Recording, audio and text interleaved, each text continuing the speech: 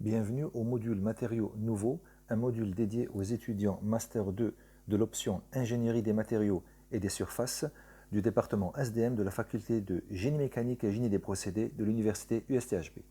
Je voudrais dans ce troisième cours commencer par un bref historique en relatant les différentes étapes de la révolution industrielle, donc des étapes durant la chronologie de cette révolution industrielle. La révolution industrielle qui est passée de l'art du métier, donc du savoir-faire de l'homme en tant qu'individu, seul ou individu dans une équipe, à une étape où c'est la machine qui va fabriquer. Évidemment, une machine assistée par l'homme. Sauf que cette machine a tendance à répéter la même fonction, c'est-à-dire conçue par l'homme pour répéter la même fonction, et en répétant ce travail à maintes reprises ou indéfiniment, une photocopie du travail est réalisée. Il ne s'agit donc plus de l'homme qualifié capable de réaliser un travail, mais d'une machine dédiée à la fabrication d'une pièce, donc de réaliser un certain travail de fabrication, donc de production, qui, tant que cette machine est alimentée en matière première, eh bien, le travail sera toujours réalisé. Maintenant, si au XVIIIe siècle, ou plus précisément à la fin du XVIIIe siècle, l'idée a été nouvelle, elle a été répétée 2 siècles plus tard, soit après la Seconde Guerre mondiale, par l'Empire du Japon, qui, après la Seconde Guerre mondiale, a décidé de relancer son industrie via la mécanisation de l'industrie, soit en remplaçant l'homme par la machine. Si maintenant l'homme consacre 8 heures par jour au travail, soit le tiers de la journée au travail, la machine, quant à elle, peut travailler indéfiniment jusqu'à épuisement ou arrêt technique. Maintenant, si la machine coûte cher, l'homme coûtera encore beaucoup plus cher, en salaire, en assurance, en prime, et ce, durant toute sa vie en service, sa vie professionnelle. Quant à la machine, à part le courant électrique nécessaire à son fonctionnement, les pièces de rechange à remplacer au bout d'un certain nombre de cycles de vie, et un entretien superficiel, voire profond, après une campagne de production, cette machine est plus rentable à moyen et long terme aux propriétaires de l'entreprise qu'aux propriétaires ne recrutant que du personnel qualifié. Maintenant, avec l'idée de la première révolution industrielle où la machine remplace l'homme, l'idée pour ceux qui veulent gagner plus était de produire plus. Produire plus et produire plus vite. Et pour produire plus vite, il a fallu donc subdiviser le travail en plusieurs étapes et chaque étape était mécanique. L'art de l'ouvrier était de moins en moins conditionné et c'est beaucoup plus un travail de courte durée qui est exigé à l'ouvrier. Un travail de courte durée, un travail répété, un travail où les talents de l'ouvrier n'étaient exigés que pour une seule étape durant la production.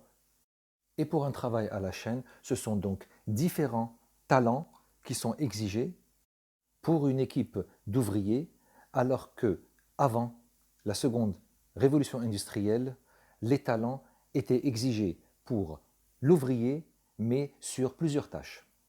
Durant la seconde révolution industrielle, les masses ouvrières remplissaient les usines et les entreprises pour distribuer leurs talents sur toute la chaîne de production, alors qu'auparavant, les talents trouvés dans l'ouvrier de métier étaient suffisants à produire un bien.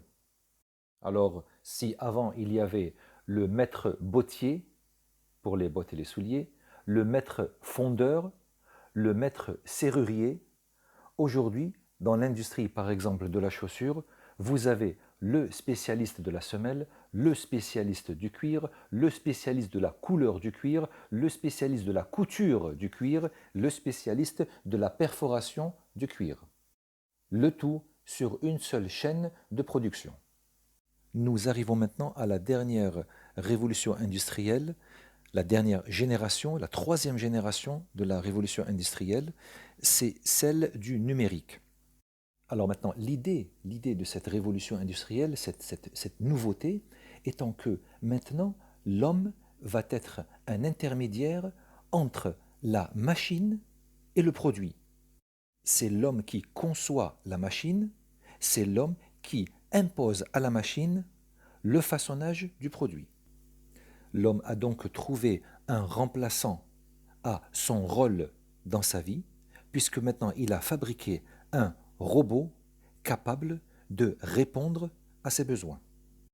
Vous allez me dire maintenant où est l'intelligence entre la conception de l'homme et ce que le robot va réaliser.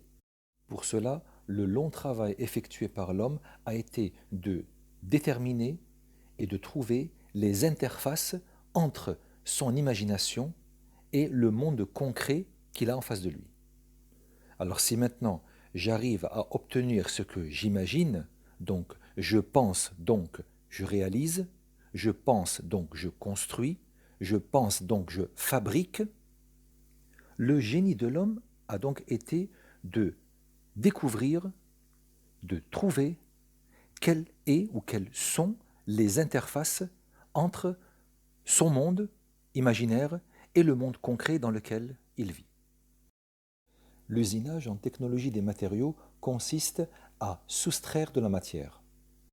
En fabrication soustractive telle que lors du fraisage, du tournage ou du forage, de la matière est enlevée à une pièce initiale, telle qu'illustrée sur votre écran en bas à droite, où un dégradé a été créé grâce à l'outil, et je vous invite à visionner la vidéo dédiée à l'usinage d'un morceau de bois en 3D, une vidéo disponible sur la page web du cours.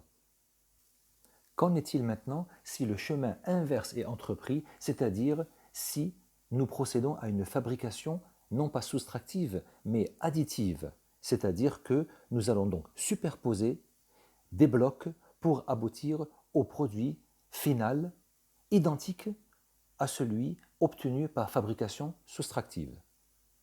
En introduisant la notion d'impression 3D, nous introduisons la notion de fabrication additive.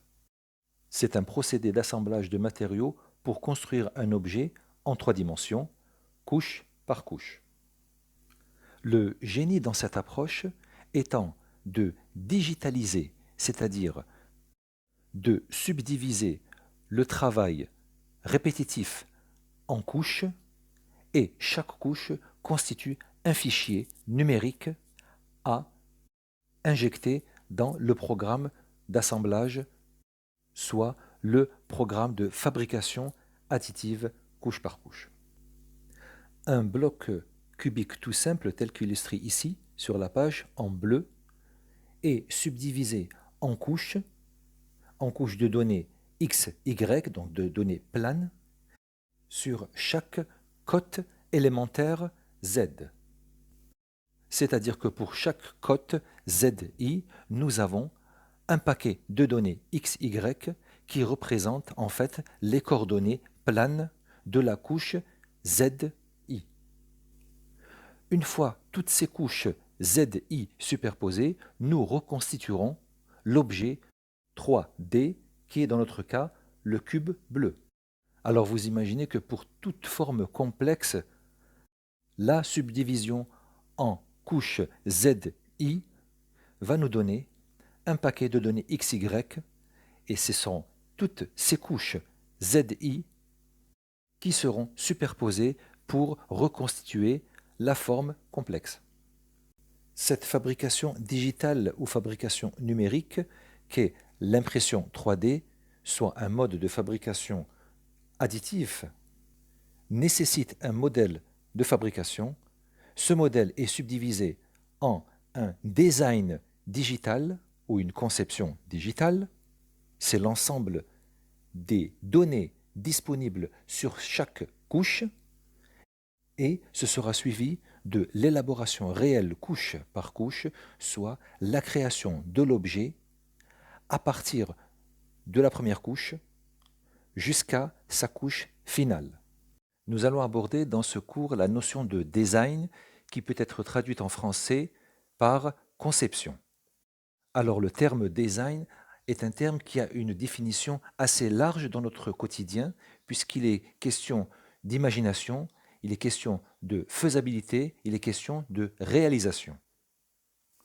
Dans le mot design, il est souvent question de forme et de couleur, mais ce qui nous intéresse ici dans le cas des matériaux à choisir pour une application industrielle implique la forme certes, mais également fait intervenir les différentes propriétés des matériaux, soit des propriétés mécaniques, des propriétés thermiques, des propriétés optiques, magnétiques.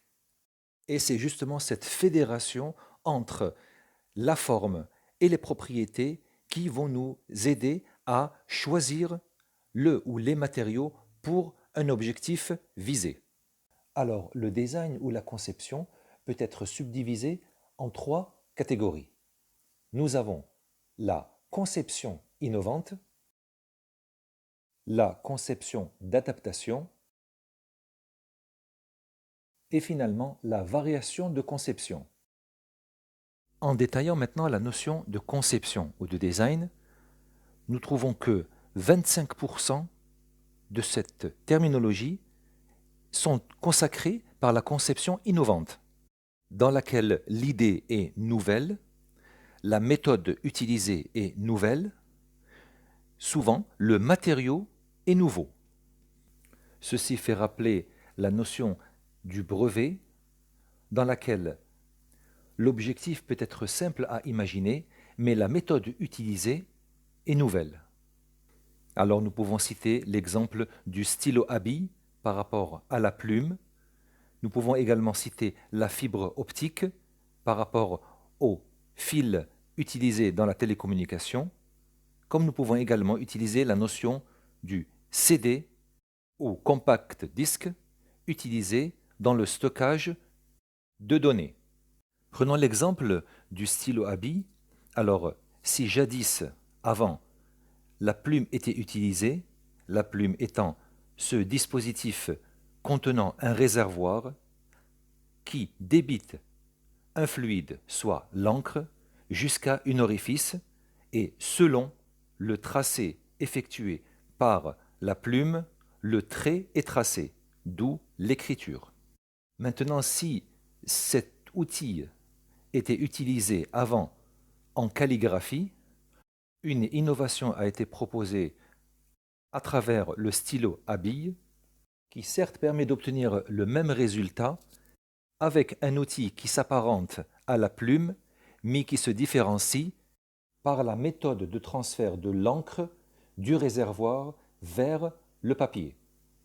Alors si avant l'encre passait du réservoir, soit de la cartouche, vers le papier via une petite conduite entre le réservoir et la tête de la plume, l'innovation du stylo à billes consistait à prendre une quantité suffisante d'encre du réservoir et de l'acheminer vers le papier, mais à travers, non pas un canal, à travers la surface d'une bille rugueuse qui gratte suffisamment d'encre à partir du réservoir pour l'étaler sur le papier.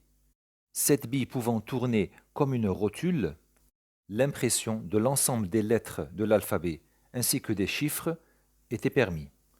Sur la vidéo ci-jointe, vous observez le procédé d'impression de l'encre sur un papier à travers le stylo à billes. Maintenant, le but de cette innovation, ce n'est pas le fait d'apporter quelque chose de nouveau juste pour faire nouveau, mais vu les inconvénients du transport de la plume avant, comme un ustensile qui pouvait provoquer des fuites d'encre sur les mains, sur les vêtements. Vu que l'encre dans la cartouche est une encre liquide, dans le cas du stylo à billes, certes, la bille prend suffisamment d'encre du réservoir vers le papier, mais cette encre est une encre visqueuse. Ceci permettait donc de conserver l'encre dans le stylo de manière permanente en évitant les fuites et pour un espace optimal entre la bille rugueuse et le réservoir, la quantité d'encre prise par ce réservoir sera minime, d'où la durée de vie supérieure dans le cas du stylo du réservoir d'encre par rapport à la plume. Maintenant, dans le cas de la conception innovante, puisqu'il s'agit d'une nouveauté et souvent d'un brevet, il faudra envisager l'utilisation de tous les matériaux connus et peut-être même envisager la création de nouveaux matériaux. Qui dit nouveaux matériaux dit nouveaux procédés. Dans le cas de la conception innovante, le coût de réalisation n'est pas un facteur contrôlant la production du nouveau produit. Généralement, tout ce qui est nouveau est cher. Par contre, comme la concurrence est ouverte et qu'à chaque fois qu'il y aura une innovation, il y aura un transfert de technologie, donc une imitation, ce sera cette imitation avec des produits connus qui fera en sorte que le coût de réalisation du nouveau produit sera réduit. Prenons juste l'exemple du stylo à billes. Le stylo à billes vendu dans tous les marchés est un stylo ayant une tête, une bille en acier inoxydable, alors que pour des stylos à billes de haute gamme sont en alliage précieux, soit par exemple des alliages d'iridium. L'iridium étant un des métaux précieux tels que l'argent et l'or reconnus à travers le monde.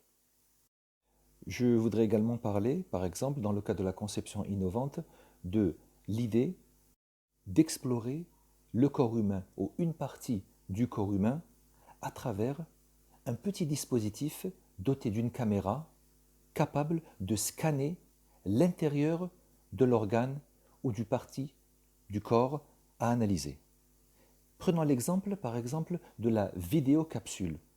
Cette invention, qui date de quelques années, a permis aux spécialistes de gastro-entérologie de filmer ce qui se passe à l'intérieur du système digestif de l'homme, soit de sa bouche jusqu'à la partie terminale de son côlon. Je publie juste ici une animation disponible sur Internet et qui met en valeur le travail effectué par les concepteurs, conception d'innovation, les concepteurs de la vidéocapsule. Parlons maintenant du deuxième type de conception de design, la conception d'adaptation. Cette conception occupe 55% de la conception générale. Alors moins innovante que la première conception, la conception innovante ou d'innovation, la conception d'adaptation est utilisée pour réaliser une fonction qui existe déjà, mais avec un produit plus évolué. Pourquoi? Parce qu'en général, le coût de réalisation ainsi que le temps de réalisation agissent de façon à freiner la productivité.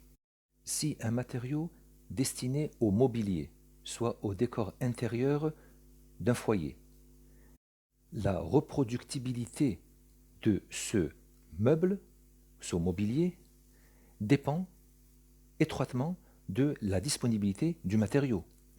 Pour un matériau en bois, tant qu'il y aura du bois d'œuvre, ce matériau pourra être utilisé et le mobilier pourra être produit. Maintenant, lorsque le matériau tend à devenir plus rare, il faudra trouver une autre alternative pour continuer toujours à produire le même mobilier, mais avec des matériaux différents.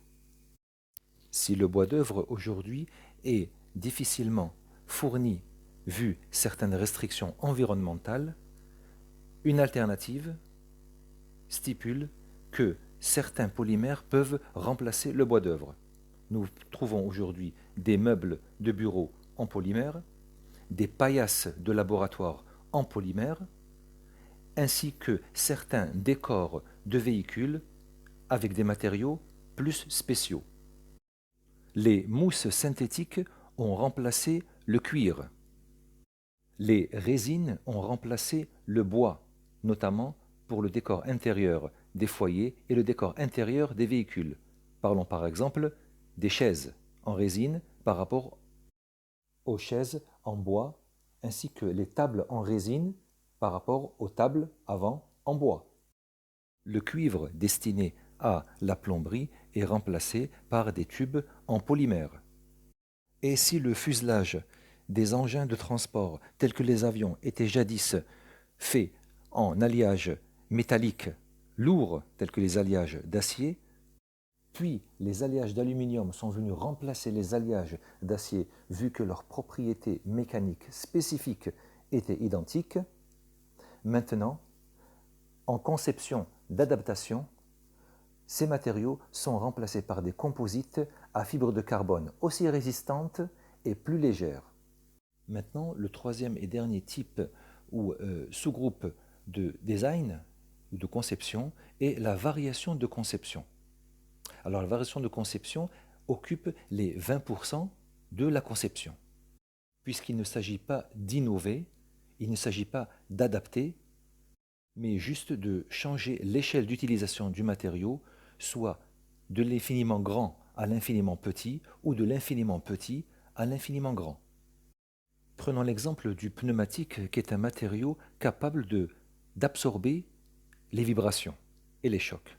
Alors si ce matériau est largement utilisé en génie civil dans le cas des structures soumises à des vibrations telles que les tremblements de terre, pourquoi ne pas utiliser ce matériau en construction aéronautique, là où les vibrations sont également intenses?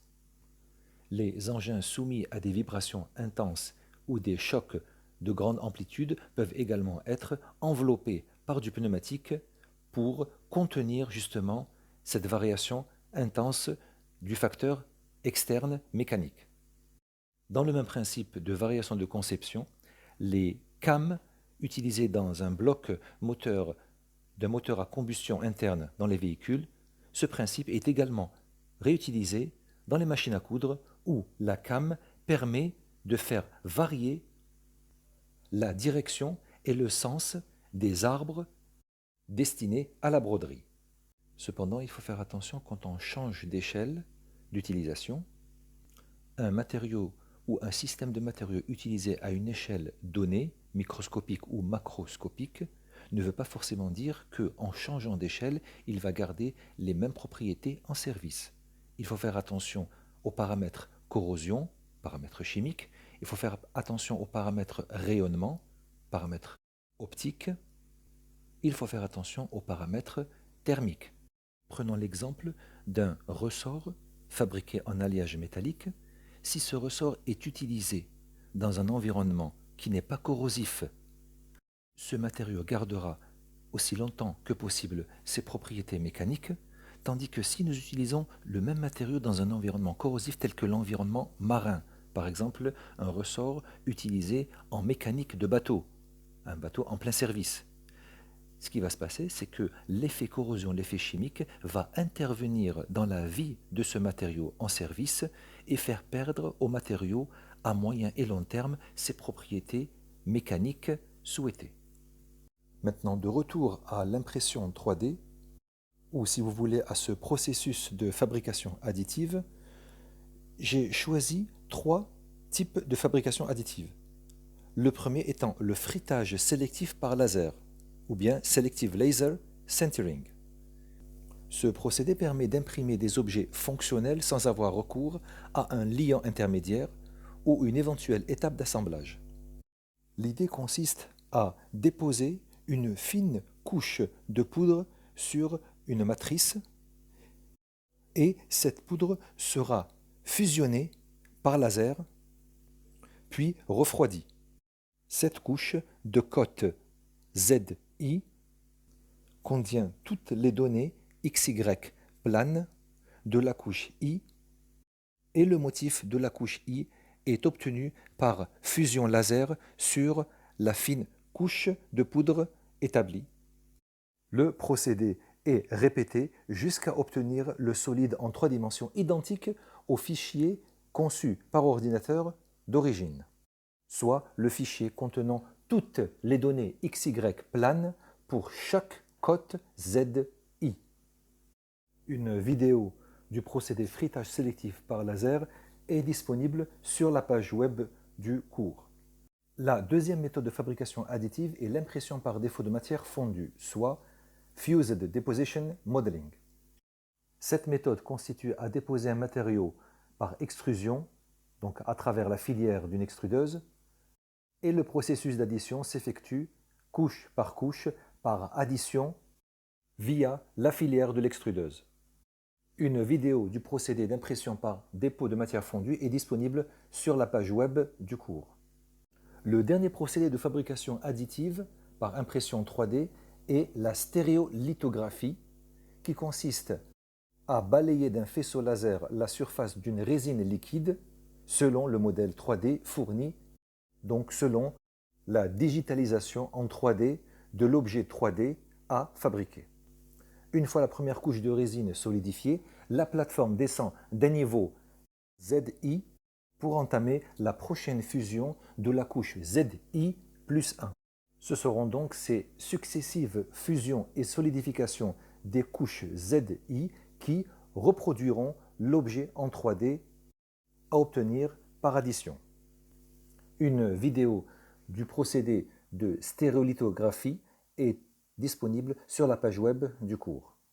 Maintenant, en maîtrisant l'impression 3D, ce sont différentes petites usines qui se sont établies dans les petites et grandes entreprises.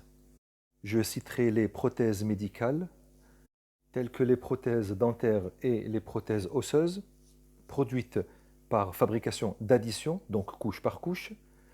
Je parlerai également de la préservation de l'histoire, où il est question de reconstituer des maquettes qui existaient jadis, il y a des milliers, voire des millions d'années, et ceci par fabrication additive, couche par couche, des différents étages de l'évolution de la nature, de l'architecture, où il est question de reconstituer des buildings ou des espaces de vie qui vont aider les concepteurs et les architectes à décider de la faisabilité de leur projet.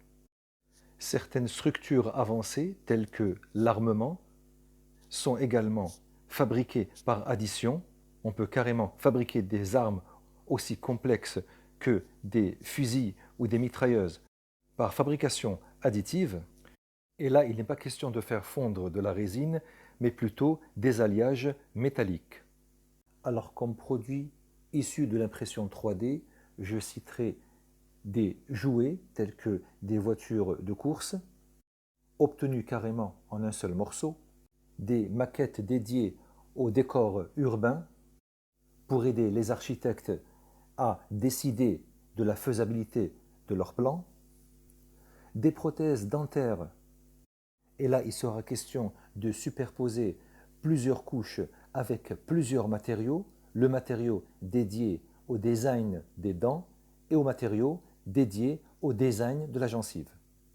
On va même plus loin puisque Airbus propose de fabriquer une imprimante 3D gigantesque, assez large, pour créer des avions à partir du niveau du sol, soit la première couche Z0 de cote Z0, c'est celle du sol, et au fur et à mesure, l'impression 3D, couche par couche, réalisera le prototype de l'avion.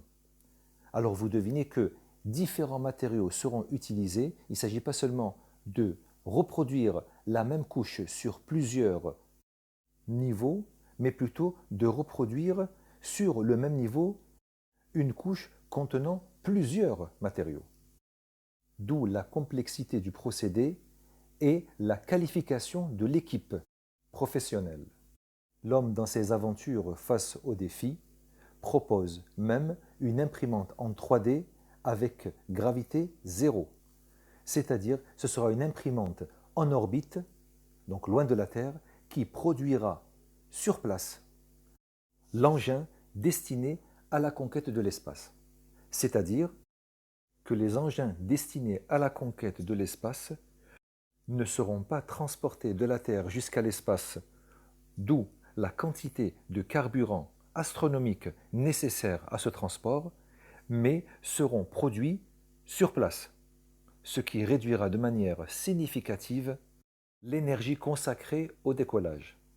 J'avais cité tout à l'heure l'utilisation de la fabrication additive pour la fabrication d'armes, donc de pièces complexes en métal, une méthode qui peut être utilisée pour la fabrication de membres. La fabrication de membres nécessite l'utilisation de métaux et alliages précieux, de métaux et alliages légers, de métaux et alliages, comme nous avons vu dans le cours des biomatériaux, qui s'adaptent très bien chimiquement au corps humain, mécaniquement au corps humain et esthétiquement au corps humain. Nous allons même plus loin. Alors pourquoi pas ne pas proposer des bijoux carrément fabriqués en 3D, par impression 3D, par fabrication additive. Alors tout le travail réalisé par le joaillier ou l'orfèvre dans la fabrication de bijoux, tout ce travail peut être numérisé, c'est-à-dire on prend le bijou en 3D à confectionner, on crée son fichier numérique, soit sa digitalisation en 3D, chaque couche avec sa liste de données XY, et le chemin retour, soit comme en anglais son reverse engineering, sera établi pour reconstituer l'objet en 3D et le photocopier. Vous imaginez donc que lorsque l'impression 3D est maîtrisée, aussi complexe que soit l'objet à traiter, sa photocopie est rapide. Finalement, pour résumer l'impression 3D, il est question de créer un modèle assisté par ordinateur, de diviser le modèle en couches, soit sa digitalisation, et de sauvegarder ce fichier qui sera un fichier en un format compris par la machine d'impression 3D et d'imprimer autant de fois que nous voulons le fichier, soit l'objet numérique. Ce qui met fin à ce chapitre du cours Matériaux nouveaux. J'espère que l'idée et son approche vous ont plu. Vous pouvez toujours visionner cette vidéo autant de fois que vous voulez et me laisser un commentaire au bas de la page.